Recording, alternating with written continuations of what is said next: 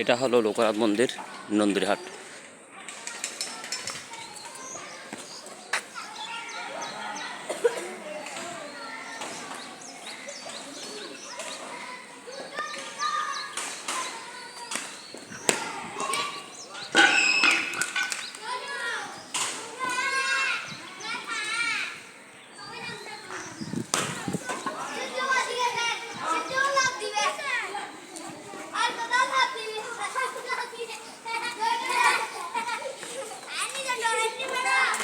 এটা হলো আপনার শুক্রবারে, প্রতি শুক্রবার কি ভোগ নিবেদন করে, অর্থাৎ খিচুড়ি খাবার।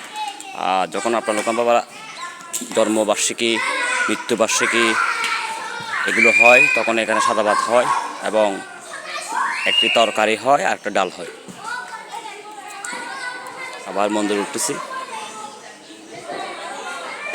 লোকনাথ বাবার মন্দির, নন্দীরহাট।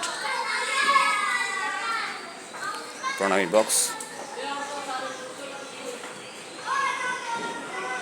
এই সেই লোকনাথ বাবার মন্দির।